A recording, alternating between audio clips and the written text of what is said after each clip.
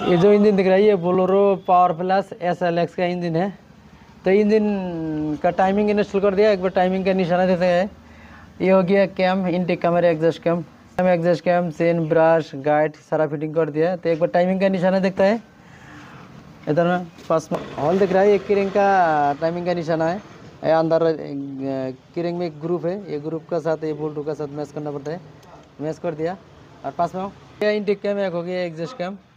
तो हमारे पास special tool नहीं है, हम ये दाल का मदद से कैम लॉक किया है, ये इनटेक कैम लॉक किया है।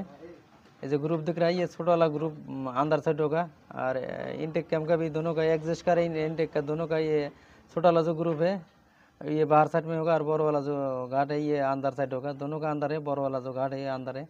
यही है टाइमिंग का निशाना। और ये महिंद्रा का जो लोगो है ये लोगो टॉप पोजीशन में होना चाहिए दोनों कैम।